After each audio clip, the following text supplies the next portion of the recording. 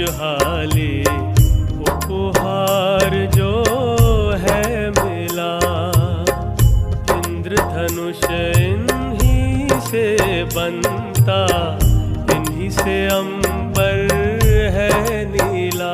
जो देता जीवन दान हमको, उनको दिल से नमन करे।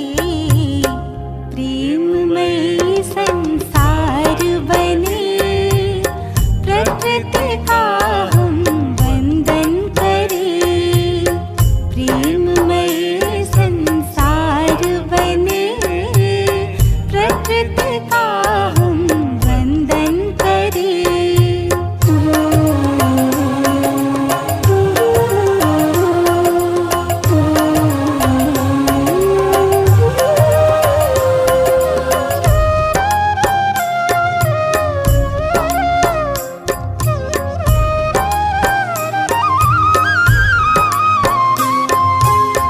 प्यार करे सत्कार करे हम, करे पालना प्यार से।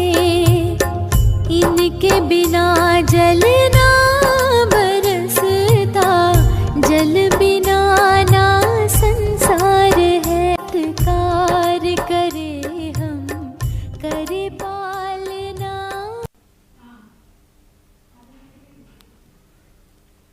ఓం శాంతి, ఓం శాంతి,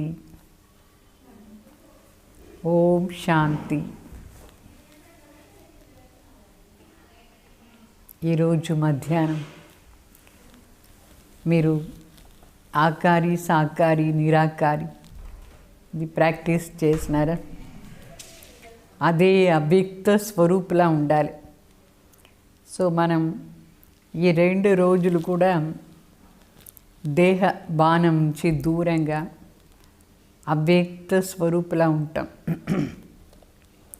ఎప్పుడు మనం ఇట్లా అవ్యక్త స్వరూపంలో ఉంటామో అప్పుడే మనం ప్రకృతి జీత్ మరి మాయా జీత్ అవుతాం.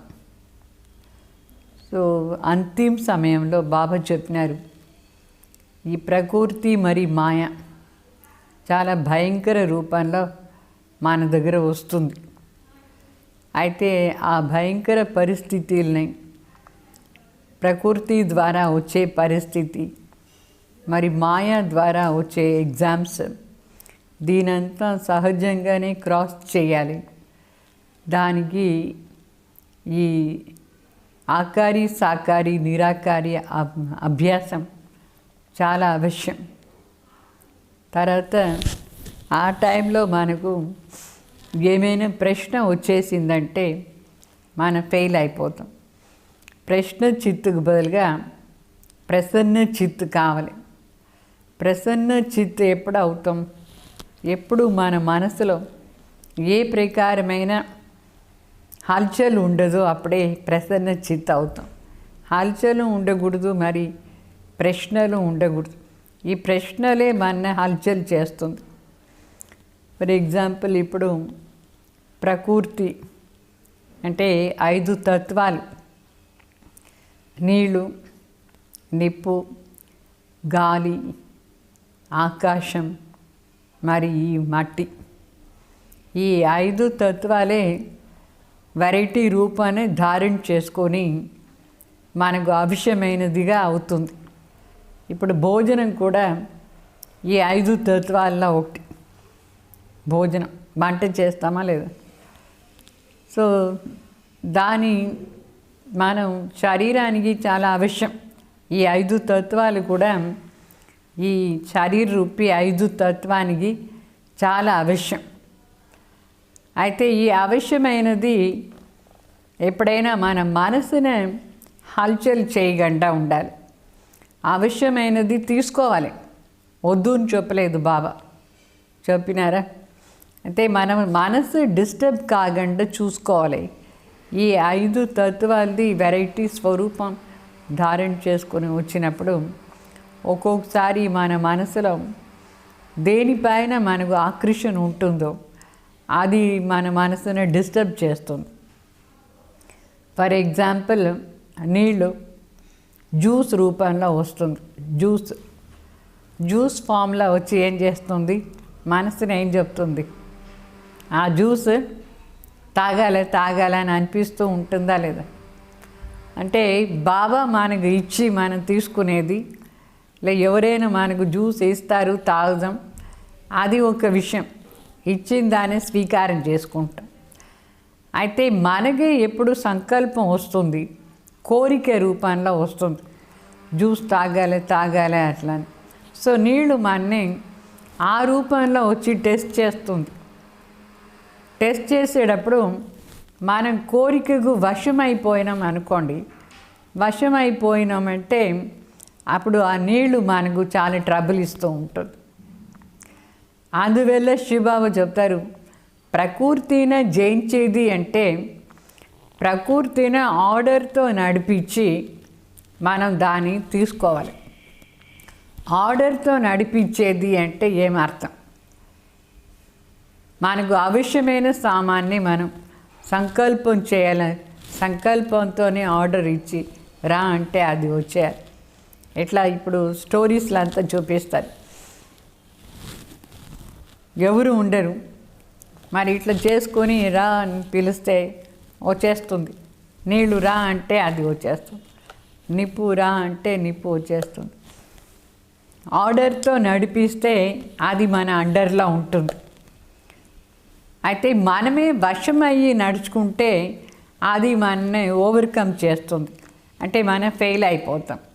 సో ఆర్డర్తో నడిపించేది అంటే మనం కర్మేంద్రియానికి వశం కాకూడదు, అంటే ఆ తత్వం పైన ఆకర్షణ కాకుండా దాన్ని స్వీకారం చేసేది నా అర్థం. ఇప్పుడు భోజనం ఉంది, భోజనం మన శరీరానికి చాలా అవశ్యం.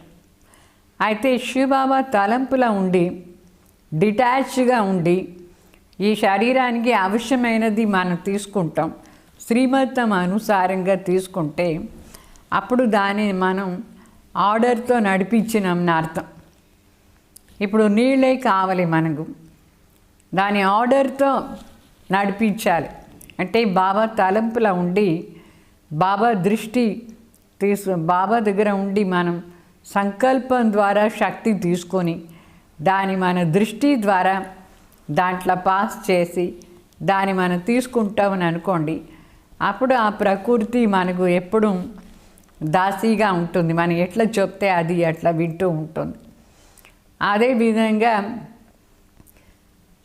ఎన్ని సామాన్లు ఈ శరీరానికి కావాల్సింది ఉంటుంది, వస్త్రమే కావాలి అనుకోండి, డ్రెస్ కావాలి, అయితే దాన్ని కూడా మనం సింపుల్గా బాబా ఎట్లా చెప్తున్నారు ఆ విధంగా ఆ డ్రెస్ని మనం వేసుకొని శ్రీమత్ ఆధారంలో ఉంటే అది కూడా మనకు దాసి అయిపోతుంది.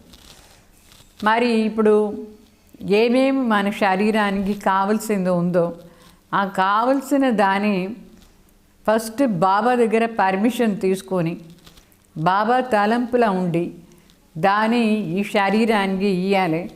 అప్పుడు ఏమవుతుందంటే ప్రకృతి ఎప్పుడు మన వెంటనే వస్తూ ఉంటుంది, అంటే మనకు కావలసిన టైంలో వచ్చి సహయోగం ఇస్తుంది. అయితే మనం దానికి ఆకర్షణ అయిపోయేసి దాన్ని యూస్ చేసుకుంటాం అనుకోండి, అప్పుడు అది మనని మోసం చేస్తుంది, అంటే కావలసిన టైంలో రాదు. అది దానికి కూడా ఒక ఇది ఉంటుంది, నేనే కదా వీళ్ళు నా పైన ఆకర్షణ అయిపోయినారంటే నాకు దాసి అయిపోయినారు అని అనుకుంటుంది. అట్లా మనం దానికి దాసి కాకూడదు.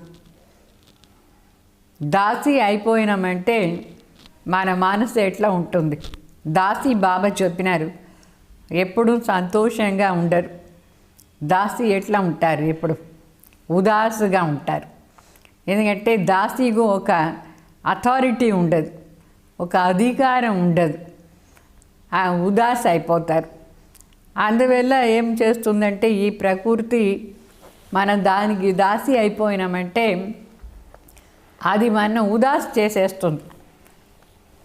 ఎట్లా ఉదాస్ చేస్తుందంటే మనకు అవశ్యమైన టైంలో అది మనకు దొరకదు. అవశ్యమైన టైంలో దొరకలేదంటే మన సంకల్పం ఆటోమేటికలీ ఏమవుతుంది, దానిపైనే పోదా ఉంటుంది. సో మనసు ఇంకా దాని వెంట పోయేదంటే దానికి దాసి అయ్యేది అని అర్థం. మరి ఒక్కొక్కసారి ఇదే 5 తత్వాన్ని ప్రకృతి మనకు ట్రబుల్ ఇచ్చే రూపంలో భయంకరంగా వచ్చేస్తుంది. ఎట్లా ఇప్పుడు కొన్ని ప్లేస్లో మనం చూస్తున్నాం, ఎంత నీళ్ళు అంటే నీళ్ళు, ఎక్కడ చూసినా నీళ్ళు, ఇల్లంతా నిండిపోతుంది, రోడ్ల పోయేదానికి లేదు, అంత నీళ్ళు, వరద నీళ్ళు, నీళ్ళే నీళ్ళు. అది నీళ్ళు మన కొట్టుకుని కూడా పోతుంది, మన ముంచేస్తుంది. ఆ విధంగా భయంకర రూపం ధారణ చేసుకొని వచ్చినప్పుడు మన మనసు ఎట్లా ఉంటుంది? అప్పుడు దాన్ని ఏం చేస్తాం మనం? ఆ నీళ్ళని మనసు ద్వారా తిడదామా లేదా? ఎందుకు ఇంత నీళ్ళు వచ్చేసింది, ఎందుకు ఇంత వరదలు వచ్చేసింది, అప్ప ఇది ఎంత కష్టంగా ఉంది అట్లా అని మన మనసు అనుభవం చేస్తుంది. అంటే మన మనసు డిస్టర్బ్ అయిపోతుంది. అట్లా నీళ్ళు భయంకర రూపంలో వస్తేనూ డిస్టర్బ్ అయిపోతుంది. మనకు కావలసిన టైంలో అది దొరకలేదంటేను మనసు డిస్టర్బ్ అయిపోతూ ఉంటుంది. ఏదైనా అంతే, ఈ 5 తత్వాల్లో ఏ రూపమైనా అంతే, ఎట్లయినా వస్తూ ఉంటుంది. అందువల్ల బాబా చెప్తారు, మొదటి నుంచే మీరు అభ్యాసం చేయండి, ఇప్పుడు నుంచే మీరు అభ్యాసం చేయండి. ఏ వస్తువు మీకు అవశ్యమో ఆ వస్తువుని శివబాబా తలంపులో ఉండి యోగయుక్తంగా ఉండి దాని ప్రయోగం చేయండి. ఎప్పుడు యోగయుక్తంగా ఉండి యోగాని స్థితిలో ఉండి మనం దాని ప్రయోగం చేస్తామో అప్పుడు అది మనకు మన సైడ్ ఉంటుంది.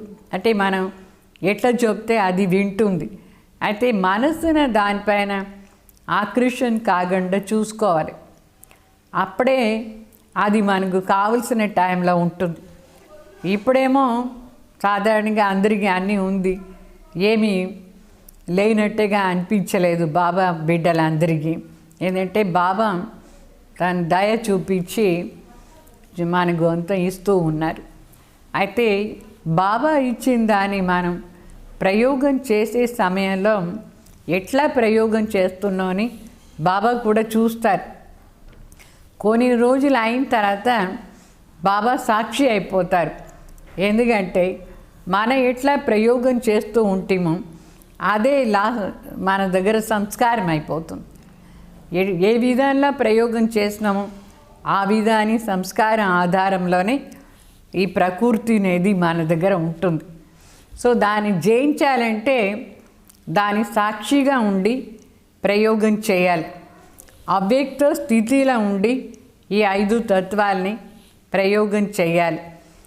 ఆత్మాభిమాని స్థితిలో ఉండి బాబా తలంపులా ఉండి బాబా శ్రీమత్ ఆధారంలో మన మనసును కూడా సెట్ చేసుకొని ఈ ప్రకృతిని మనం సెట్ చేస్తే మనకు లాస్ట్ వరకు కూడా అది సంపన్నంగా ఉంటుంది. అవశ్యమైనది మనకు దొరుకుతూ ఉంటుంది. మరి ఇట్లా వరదల రూపంలో కానీ, నిప్పు అంటుకునే రూపంలో కానీ, గాలి ఫోర్స్గా వచ్చే రూపంలో కానీ మనకేమీ ఎఫెక్ట్ కాకుండా ఉంటుంది. దీని చెప్తారు ప్రకృతి జీత్ అట్లా అని. సో ప్రకృతి జీత్ అంటే మొత్తానికి దానిపైన ఆకర్షణ లేకుండా, దానికి వశం కాకుండా, లోభం లేకుండా మనం దాన్ని ఎప్పుడు ప్రయోగం చేస్తామో అప్పుడు దాన్ని మనం జయించేది సాధ్యమవుతుంది. అందుకే సత్యుగంలో ప్రకృతి దాసి ఎట్లా అవుతుందంటే వాళ్ళ సంకల్పం ఏం చేస్తారో దాని ప్రకారం అది వచ్చి వాళ్ళ ముందు టక్కుని నిలుస్తుంది.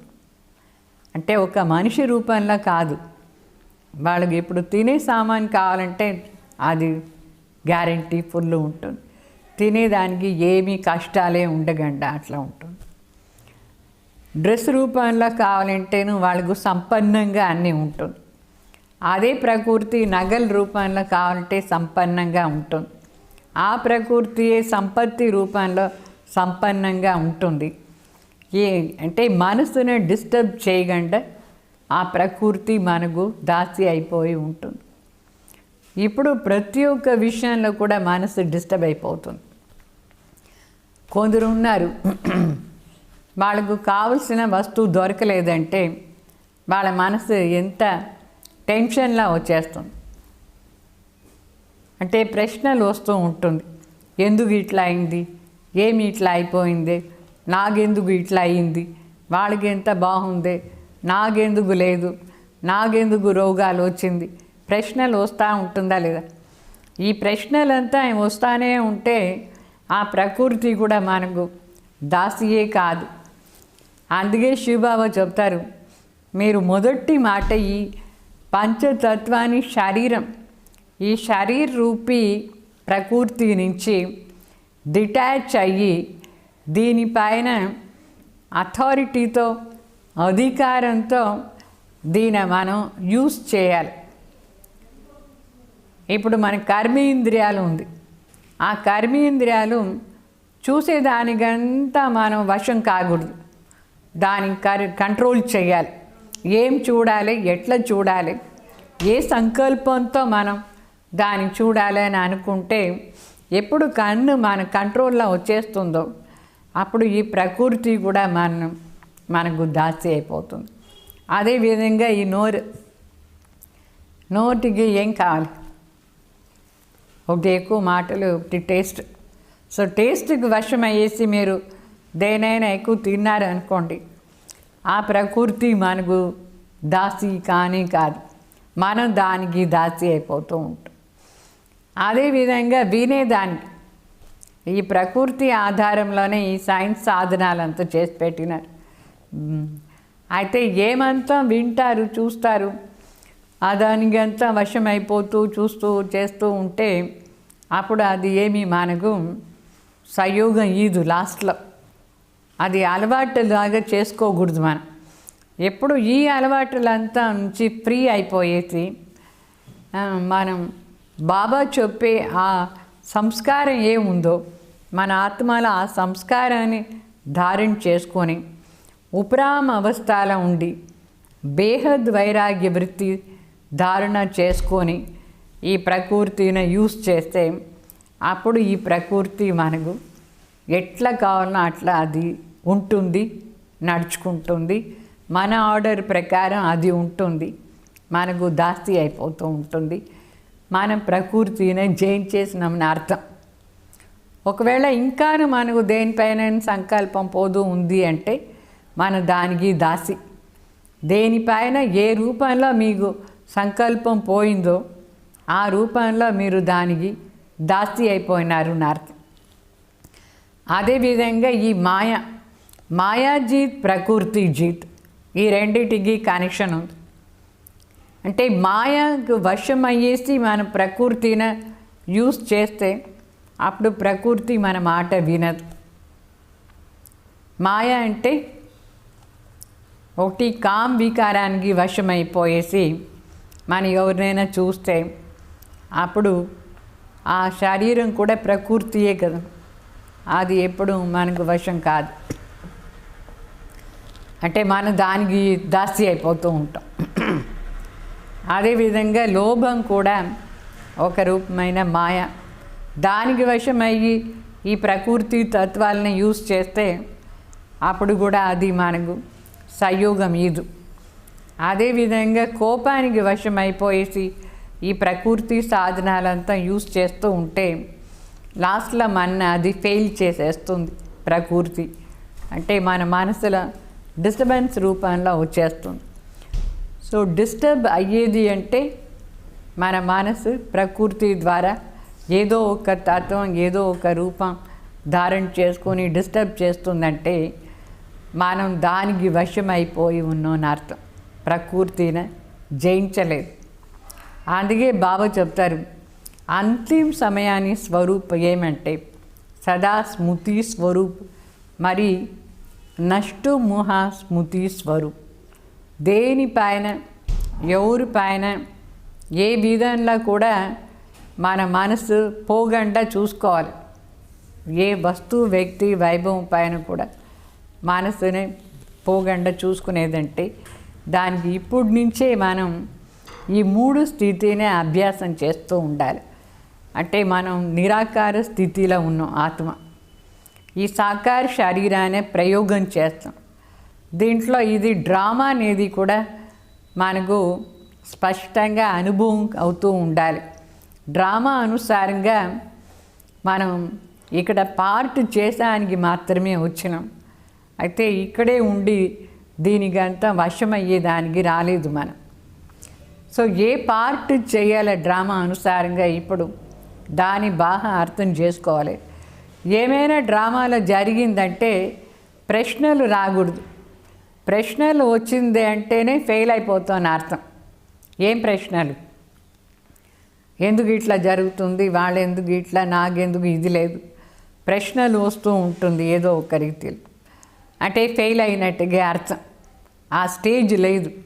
సో మొత్తానికి బాబా చెప్తారు, మీ స్వధర్మ ఏమో ఆ స్వధర్మ స్థితిలో ఉంటేనే మీరు ఈ ప్రకృతిని మరి మాయని జయించేది సాధ్యమవుతుంది. ఆ స్వధర్మాని స్థితి అంటే డిస్టర్బెన్స్ లేని స్థితి. ఏ ప్రకారమైన డిస్టర్బెన్స్ ఉండకూడదు మనసులో. అంటే మనసు శాంతి స్వరూప స్థితిలో ఉండేది. దాంట్లో టెన్షన్ రాకూడదు, భయం ఉండకూడదు మనసులో, లేదు వికారాన్ని ఫీలింగ్స్ ఉండకూడదు, బాధ అనే ఫీలింగ్స్ ఉండకూడదు. ఇట్లా ఏ ప్రకారమైన నెగటివ్ ఫీలింగ్సే లేదు అంటే అదే స్వస్థితిని అర్థం.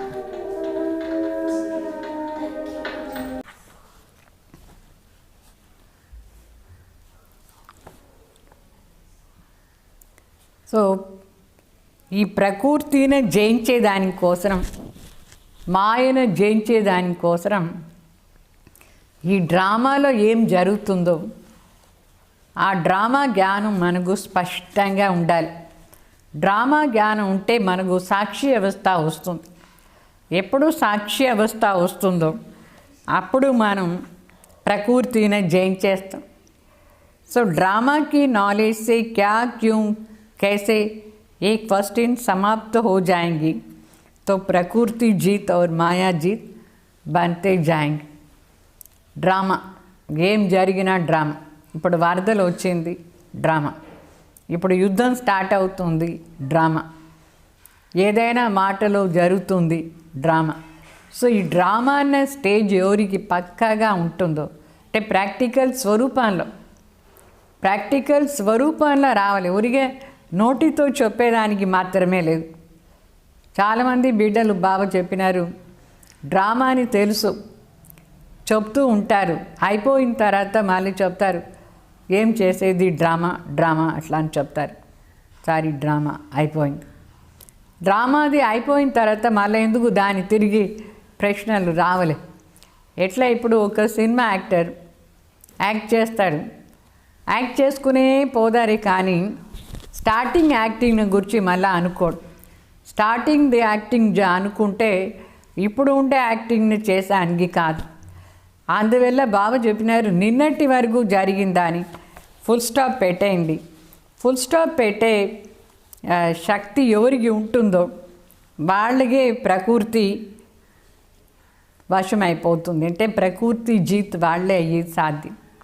ఫుల్ స్టాప్ పెట్టేది ఎవరికి వస్తుందో వాళ్ళే మాయను కూడా జయించేస్తారు.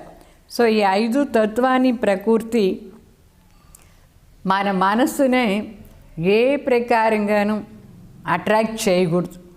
అప్పుడే మనం ప్రకృతి జీతున అవుతాం. అయితే దీనికోసం ఎక్కువగా అభ్యాసం ఉండాలి. బిందు స్వరూప స్థితిలో ఉండేదాన్ని ఎక్కువగా అభ్యాసం కావాలి. నిరాకారి, ఆకారి, సాకారి ఈ 3 స్టేజ్లస్లో కూడా వచ్చిపోతూ ఉండే అలవాటు కావాలి. అంటే సాకారి స్థితి అంటే ఇక్కడ డ్రామాలో పార్ట్ చేస్తాం అంతే. డ్రామా కోసం ఈ సాకార లోకంలో వచ్చింది. మరి మనం ఒరిజినల్ స్టేజ్ ఏది? నిరాకార స్టేజ్. అక్కడ పోయి కూర్చోవాలి ఒరిజినల్గా. అది స్వధర్మాని స్థితి పైన కూర్చుంటే. తర్వాత అవ్యక్త ఫరిష్ఠా స్వరూప్ స్టేజ్. ఎందుకంటే మంచి కర్మం చేస్తానికోసం. ఎంతవరకు మనం మంచి కర్మం చేయలేదో అంతవరకు కూడా మన మనసుని మనం సైలెన్స్ స్టేజ్ చేసేదానికి లేదు. అంటే ప్రకృతిని జయించేదానికి లేదు. ఎంతెంత ఈ ప్రకృతి ద్వారా ఈ ప్రకృతిని మంచి కార్యంలో యూస్ చేస్తూ ఉంటామో అంతే ఆ ప్రకృతి మనకు దాసి అవుతుంది. ఒకవేళ ఈ ప్రకృతినే చెడ్డ కార్యంలో ప్రయోగం చేస్తామనుకోండి, అప్పుడు ఆ ప్రకృతి మనకు కూడా హింస చేసానికి వచ్చేస్తుంది. అంటే మన హింస చేస్తుంది. ఎందుకంటే మన ఇదే ప్రకృతిని హింసా కార్యంలో ప్రయోగం చేస్తే, హింసా కార్యం అంటే ఎట్లా, ఇప్పుడు గన్ను ఉంది అనుకోండి, గన్ను కూడా ప్రకృతి సాధన లేదా, దాన్ని మరి వేరే వాళ్ళని హింస చేస్తానికి మనం ప్రయోగం చేస్తే అప్పుడు ప్రకృతి మనకు మరి రిటర్న్ ఏం చేస్తుంది, హింసనే చేస్తూ ఉంటుంది. అందువల్ల మనకు బాబా డ్రామా అనుసారంగా 5 తత్వాలు కూడా ఇచ్చినారు. ఇది కూడా మనకు ఒక ఆస్తి రూపంలోనే. అయితే మనకు ఎంత సామాన్లు మన దగ్గర ఉందో దాని అన్నిటినే మంచి కార్యంలోనే ప్రయోగం చేస్తూ పోతూ ఉంటే అప్పుడు అది రిటర్న్ మనకు మంచిదే చేసి మనకు దాసి అయిపోయి నిలుచుకుంటుంది. ఇప్పుడు చెప్పు నీకేం కావాలో నేను చేస్తాను అట్లా. ఒకవేళ అదే పంచతత్వాన్ని మనం అన్ని తప్పు దారిలో ప్రయోగం చేస్తూ పోతూ ఉంటాం అనుకోండి, ఆ ప్రకృతి ఫైనల్గా మనకు ఏం చేస్తుంది, మనకు ఒబీడియంట్గా ఉండదు, డిసోబీ అయిపోయేసి హింసక రూపంలో భయంకర రూపంలో మన దగ్గర వచ్చేస్తూ ఉంటుంది. అందువల్ల ఈ 5 తత్వాన్ని కూడా ఒకటి ఏమో పాజిటివ్గా యూస్ చేయాలి, ఇంకొకటి బాబా చెప్తారు ఈ 5 తత్వాని కోసం కూడా మీరు యోగదానం చేయాలి. ఈ 5 తత్వాలు కూడా సతో ప్రధాన అయిపోవాలి. దానికోసం ప్రకృతికు యోగదానం చాలా అవశ్యం, అది కూడా చేస్తూ ఉండాలి. యోగదానం చేసేది అంటే ప్రకృతిది వాల్యూ తెలుసుకోవాలి, నీళ్ళది వాల్యూ తెలుసుకోవాలి, నిప్పుది వాల్యూ తెలుసుకోవాలి, గాలిది వాల్యూ తెలుసుకోవాలి. ఇట్లా దీని వాల్యూని తెలుసుకొని దాని కరెక్ట్ కార్యంలో యూజ్ చేయాలి. అప్పుడు దానిపైన మనకు దయ ఉంది అని అర్థం. ఒకవేళ దీని వాల్యూ తెలియకుండా దాన్ని వేస్ట్ చేస్తాం అంటే ఆ ప్రకృతి మనకు దాసి కానీ కాదు, దానికి మనమే దాసి అయిపోతూ ఉంటాం. ఇట్లా ప్రకృతిని ప్రయోగం చేసే విధానం సరిగ్గా తెలుసుకోవాలి. మాయకు వశమైపోయేసి ప్రకృతిని ప్రయోగం చేస్తే మనం మాయకు దాసి అయిపోతాం, ప్రకృతికు దాసి అయిపోతూ ఉంటాం. సో నేను ఆత్మ అధికారిని అనుకొని ఈ అధికారంతో దాని ప్రాపర్ వేలో పాజిటివ్లీ సేవా అర్థం మాత్రమే ప్రకృతిని ప్రయోగం చేయాలి. అందుకే శివబాబా చెప్పినారు ఈ శరీరం కూడా ఒక ప్రకృతియే. అయితే బ్రహ్మ బాబా శరీరాన్ని భాగీరథుని చెప్తాం. భాగీరథుని ఎందుకు చెప్తామంటే ఆ శరీరంలో ఉండే పంచతత్వాలు కూడా భగవాన్ సేవా అర్థ యూజ్ అయింది. ఆ రూపం బ్రహ్మ బాబా శరీరాన్ని ఆకారం తీసుకున్నారు. ఆ ఆకారాన్ని పేరు ఏమి, రథం. అదే పంచతత్వం ఈ రూపంలో ఉంది. అయితే అది ఎంత భాగ్యశాలి అంటే భగవాన్ దాన్ని యూజ్ చేస్తున్నారు ప్రతి కార్యంలో. మన శరీరాన్ని శక్తిని బాబా కోసం యూజ్ చేసేది అంటే మనది కూడా రథం భాగ్యశాలి రథం అయిపోతుంది. అంటే భగవాన్ అవతరణ బ్రహ్మ బాబాలు అవుతారు. మనం బాబా కార్యార్థంగా దీని ప్రయోగం చేస్తూ ఉంటే ఈ శక్తి అంతా భగవాన్ కార్యంలో పోయి ఈ ప్రకృతి కూడా చాలా సుందరంగా తయారైపోతుంది. అందుకే సత్యుగంలో పంచతత్వాలు కూడా సతో ప్రధానంగా చాలా సుందరంగా ఎందుకు ఉందంటే ఈ సమయంలో మన ఆత్మ దాని ప్రాపర్ వేలో యూజ్ చేస్తాం. శరీరాన్ని శక్తిని కూడా అనవసర కార్యంలో యూజ్ చేసేలేదు, శుభకార్యంలో మాత్రమే యూజ్ చేసేది. ఇట్లా ప్రతి ఒక్క సామాన్ని కూడా శుభకార్యంలో మాత్రమే యూజ్ చేస్తే అప్పుడు మనం ఆ ప్రకృతిని జయించేస్తాం. సో మన దగ్గర ఉండేది వేస్ట్ అయిపోయింది అనుకోండి, ఆ వేస్ట్ అయింది కూడా మనసులో డిస్టర్బ్ చేస్తుంది. ఫర్ ఎగ్జాంపుల్, ఇప్పుడు చాలామంది దగ్గర ఎంతో డబ్బులు ఉంటుంది, వాళ్ళు దాని కార్యంలో యూజే చేయలేదు, లాస్ట్లో అదంతా దొంగలో లేదు వరదలో వచ్చి తీసుకొని పోయింది అనుకోండి, వాళ్ళ సంకల్పం ఏముంటుంది? దానిపైన సంకల్పం వస్తుందా లేదా? అయ్యో అప్పుడే నేను మంచి కార్యంలో ఉపయోగించేసి ఉంటే ఇట్లా వేస్ట్ కానీ కాదు కదా, అట్లా అని అది మనసుని డిస్టర్బ్ చేస్తూ ఉంటుంది. అందువల్ల ప్రకృతిని ప్రయోగం చేసే విధానం కరెక్ట్గా అర్థం చేసుకొని దాన్ని ఏ కార్యంలో యూజ్ చేయాలనో ఆ కార్యంలో కరెక్ట్గా యూజ్ చేస్తే, సుఖం ఇచ్చే కార్యంలో యూజ్ చేస్తూ ఉంటే అప్పుడే ఆ ప్రకృతిని మనం జయించవచ్చు. మాయకు వశమయ్యి దాన్ని యూజ్ చేయకూడదు. శ్రీమత్ అనుసారంగా దాన్ని యూజ్ చేస్తే మాయ కూడా దాసి అయిపోతుంది. సో ప్రకృతి జీత్, మాయా జీత్ అయ్యేదానికి ఆధారం ఏమంటే అన్నిటినీ ప్రాపర్ యూస్ చేసేది. 5 తత్వాన్ని ఏ రూపంలో ఉందో ఆ రూపంలో బాబా కార్యార్థంగా శుభ కార్యంలో స్వర్గస్థాపన చేసే కార్యార్థ యూస్ చేస్తూ ఉంటేనే మనం దాన్ని జయించవచ్చు. ఇంకొకటి, దాన్ని జయించాలంటే మనకు ఈ జ్ఞాన నేత్రం చాలా బాగుండాలి. జ్ఞానాన్ని 3వ నేత్రం. ఎప్పుడు ఆ 3వ నేత్రాన్ని తెరిచి మీరు ఈ ప్రకృతిని కరెక్ట్ కార్యంలో ప్రయోగం చేస్తారు, అప్పుడే ప్రకృతి జీత్, మాయా జీత్ అవుతారు. అంటే దానికి నిద్రాజీత్ అని అర్థం. నిద్రాజీత్ కావు. ఎవరు నిద్రాజీత్ అవుతారు వాళ్ళే మాయా జీత్, ప్రకృతి జీత్, వాళ్ళే జగత్ జీత్ కూడా అయిపోతారు. అందువల్ల దాన్ని జయించాలంటే మనకు అంత మహీన్ బుద్ధి కావాలి, షార్ప్ బుద్ధి ఉండాలి. అండ్ దానికోసం నిరాకారి అవస్థ అనే ప్రాక్టీస్ ఎక్కువ చేయాలి.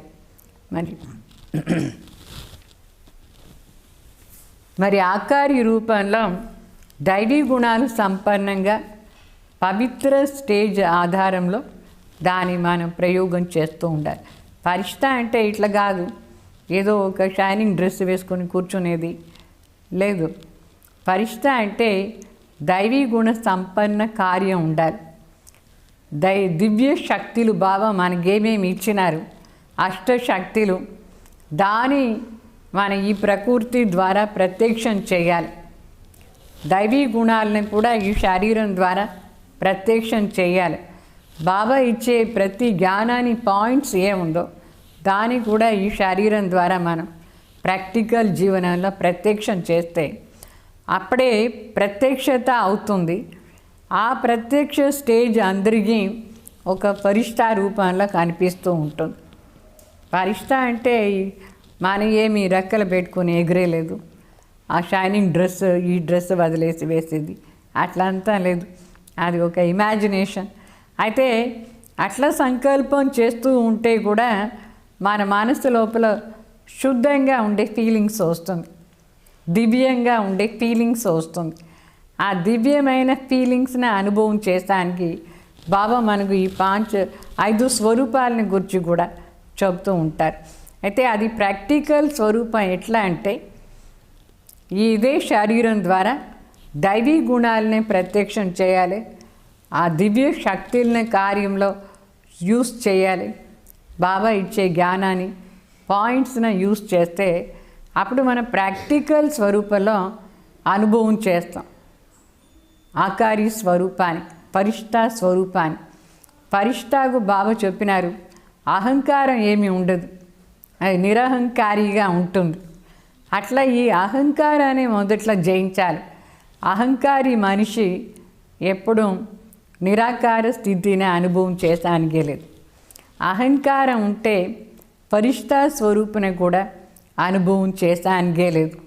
అహంకారం ఉంటే ఈ సాకారలో దేవతా స్వరూపాన్ని కూడా మనం అనుభవం చేసానికే లేదు. అందుకే ఈ దేహ అహంకారం ఏముందో దాన్ని జయించాలి. అప్పుడు అన్నిటినీ మనం జయించేస్తాం. ప్రకృతి జీత్ కానీ మాయా జీత్ కానీ ఆకారి ఫరిష్తా స్వరూప్ స్టేజ్ని కానీ అనుభవం చేస్తాం మనం. అర్థమైందా? ఇప్పుడు కొంచెం టైం మనం ఈ స్టేజ్ని అనుభవం చేస్తాం.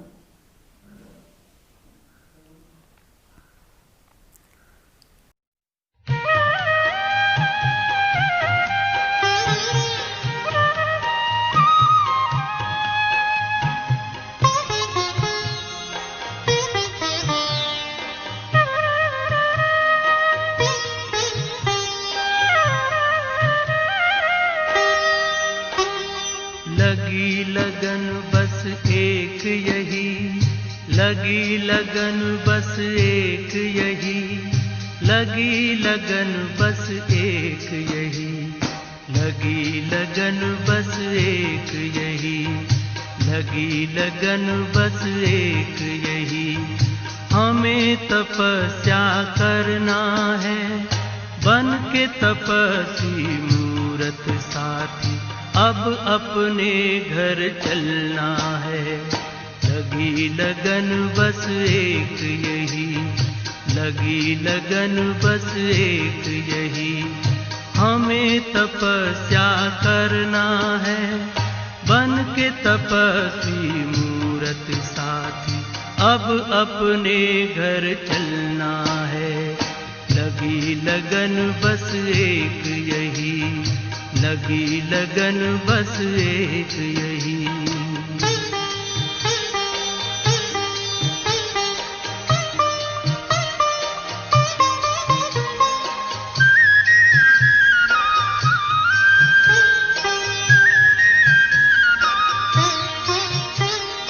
तपस्या की मीठी मीठी लहरों के बीच में आओ खो जाए हम अपने स्वरूप में। तपस्या की मीठी मीठी लहरों के बीच में आओ खो जाए हम अपने स्वरूप में। दुनिया के आकर्षणों में, दुनिया के आकर्षणों में अब हमें ना रहना है, अब हमें ना रहना है। लगी लगन बस एक यही, लगी लगन बस एक यही। हमें तपस्या करना है बन के तपस्वी मूरत साथी, अब अपने घर चलना है। लगी लगन बस एक यही, लगी लगन बस एक यही।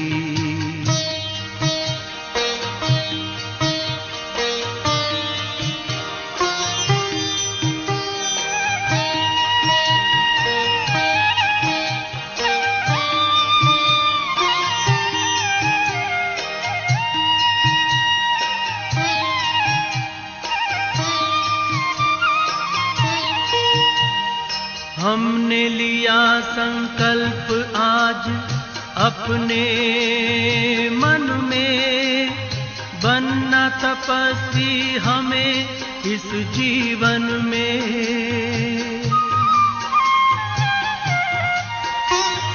हमने लिया संकल्प आज अपने मन में, बनना तपस्वी हमें इस जीवन में।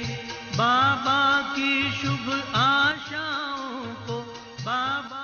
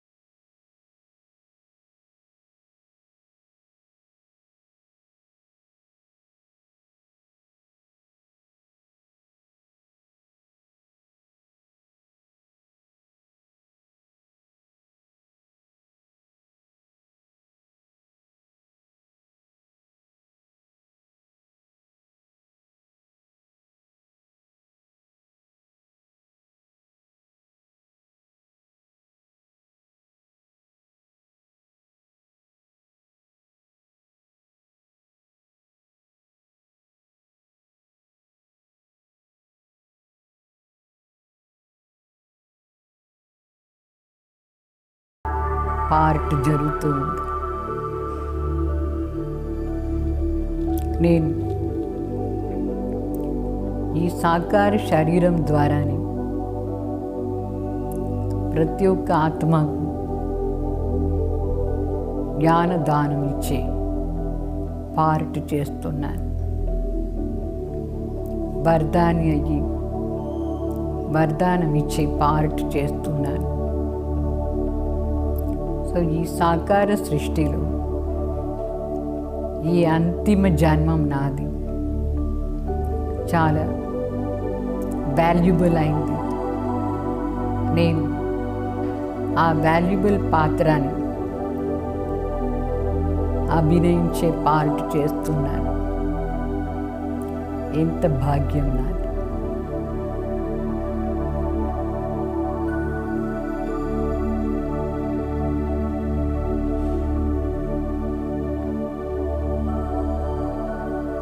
ఈ సాకార శరీరం ద్వారానే నేను బ్రహ్మ ద్వారా భగవాన్ మిలన్ చేసే పార్ట్ చేస్తున్నాను.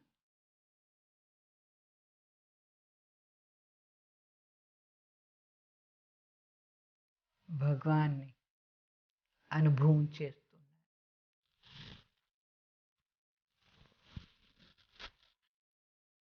ఈ డ్రామా చాలా సుందరంగా ఉంది. నాకు ఈ డ్రామాలో పార్ట్ చేసేది చాలా ఆనందంగా ఉంది. నేను ఈ సంగం యుగ సమయంలో ఆనందంగా నా పార్ట్ చేస్తున్నాను.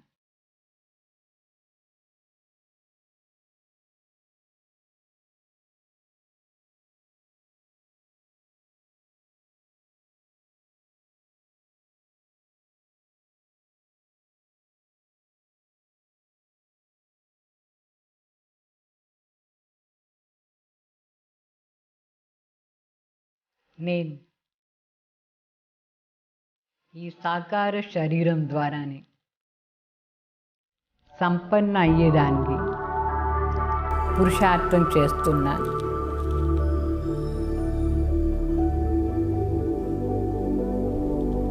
ఈ సాకార శరీరం ద్వారా సంపన్న అయ్యి నేను ఫరిష్తా అవుతాను.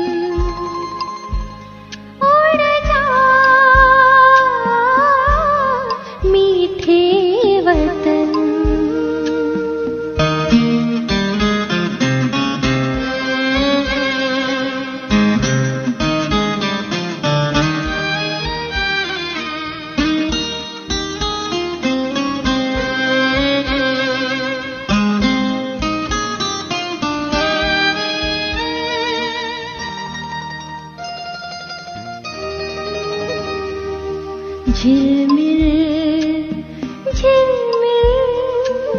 झिलमिल झिलमिल करता हुआ वो रूप अनोखा बनाकर, रोशनी से सजा हुआ वो दिव्य नूर फैलाकर, मेरे दिव्य नयन देकर किरण जग को करे पावन। मेरे मन फरिश्ता बन उड़ जा मीठे वतन।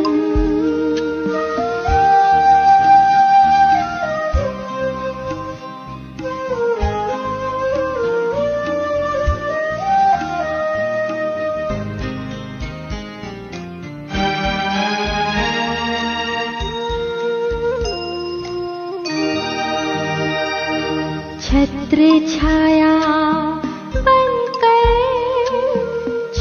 छाया बनकर शिव ज्योति वो सर्व शक्तियां भर रही, सुख शांति और पवित्रता से श्रृंगार वो कर रहे।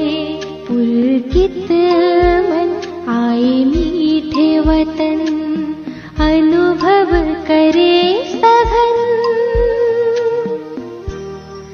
मेरे मन फरिश्ता बन उड़ जा मीठे वतन।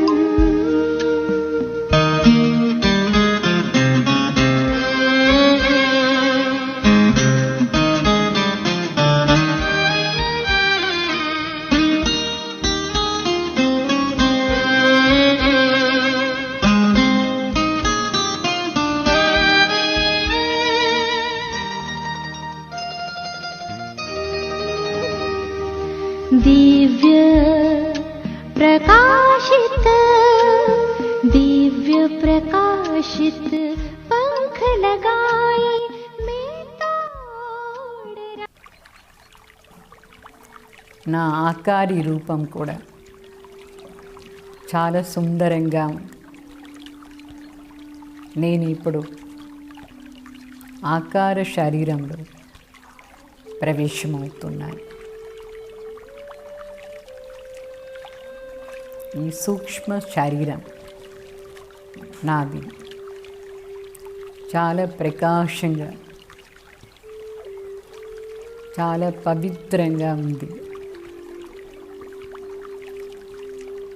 సూక్ష్మ శరీరం ఆధారంలో నేను ఈ మొత్తం లోకంలో పోయి ప్రతి ఒక్క ఆత్మని కూడా దుఃఖం నుంచి విడిపించి పార్ట్ చేస్తున్నాను. సూక్ష్మ ఆకారి రూపంలో నేను ఎంత దూరంగా ఉండే దుఃఖి అశాంతి ఆత్మని కూడా శాంతి చేసే పార్ట్ చేస్తున్నాను.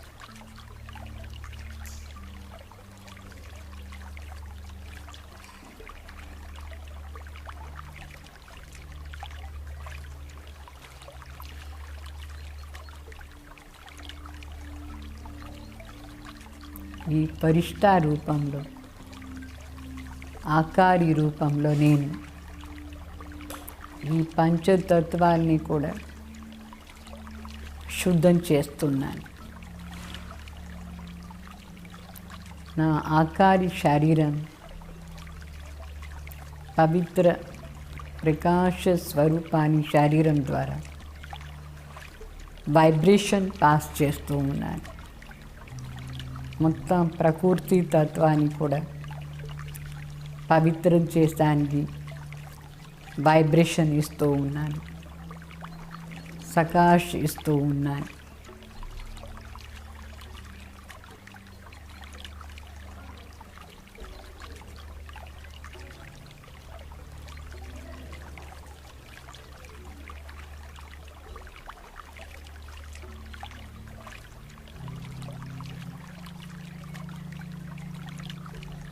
ఇప్పుడు నేను నా వాస్తవిక స్వరూపంలో ఉండి నా వాస్తవిక ధామం పరంధాంలో ప్రవేశమవుతూ ఉన్నాను.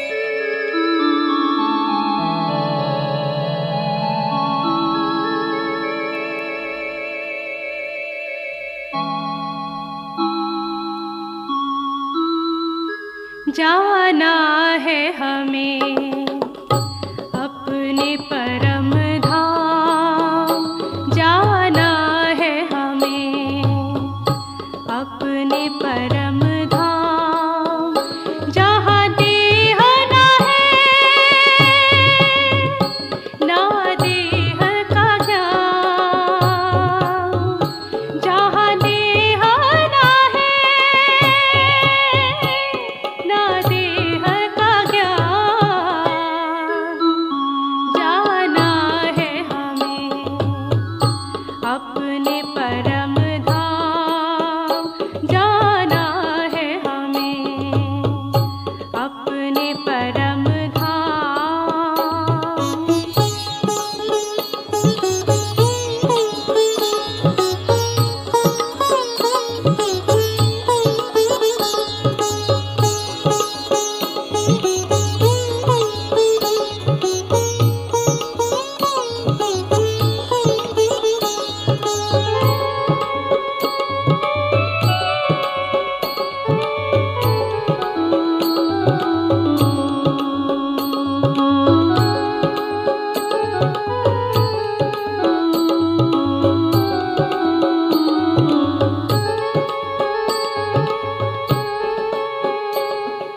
सूरज चांद सितारों के पार, उस घर में है शांति अपार, सूरज चांद सितारों के पार, उस घर में है शांति अपार, वहाँ पवित्रता और प्रकाश करती है महात्मा निवास, वहाँ पवित्रता और प्रकाश करती है महात्मा निवास,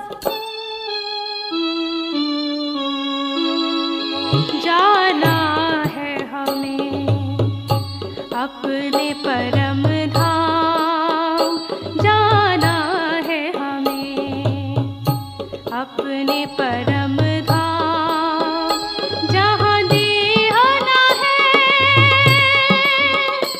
ना देह का ज्ञान, जहाँ देह ना है ना देह का ज्ञान, जाना है हमें अपने परम धाम, जाना है हमें अपने परम धाम।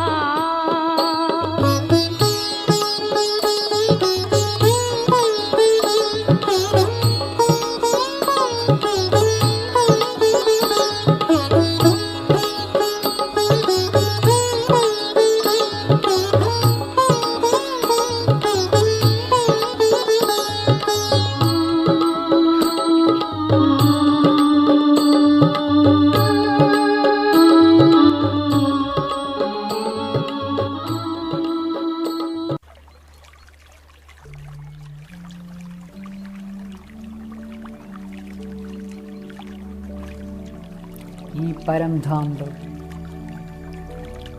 నా స్వరూపం సూక్ష్మాతి సూక్ష్మం అనాది స్వరూపం జ్యోతి బిందు చాలా సుందరమైన రూపమైంది. నేను చాలా సుందరంగా ఈ పరంధాంలో మెరుస్తూ ఉండే జ్యోతి అయినా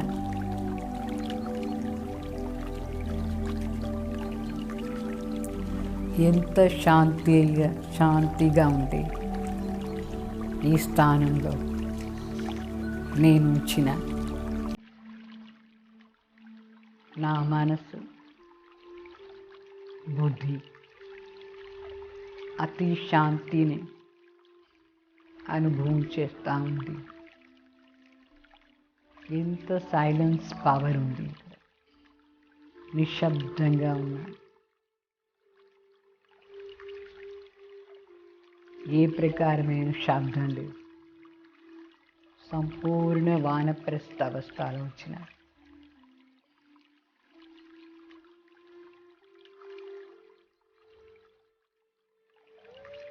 ఈ స్థానంలో నా తండ్రి నిరాకార జ్యోతి స్వరూపంలో విరాజమానైనారు. నేను నా తండ్రి దగ్గర ఉంది సర్వత్ర శాంతి,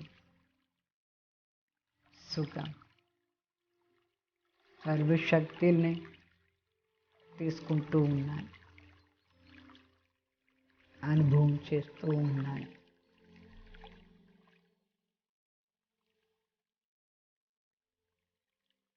ఇంత నిశ్శబ్దమైన స్థానం నా మనసుకు చాలా సుఖాన్ని అనుభవం చేస్తాం. ఈ స్థానంలో ఏ చింతన లేదు, భయం లేదు, దుఃఖం లేదు, దేహం లేదు, దేహ సంబంధులు లేదు, దేహ కర్మం లేదు. ఎంత హాయిగా ఉండే జ్యోతి బిందు స్వరూపం ఈ స్థానంలో అనుభవం చేస్తూ ఉంది. పరమశాంతిని, పరమ ఆనందాన్ని, పరమశక్తిని, పరమ ప్రీతిని అనుభవం చేస్తూ ఉన్నాను.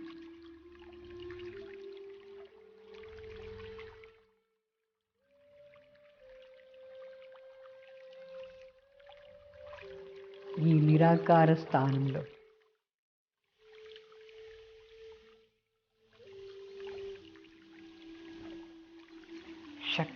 శక్తి అనుభవం అవుతుంది.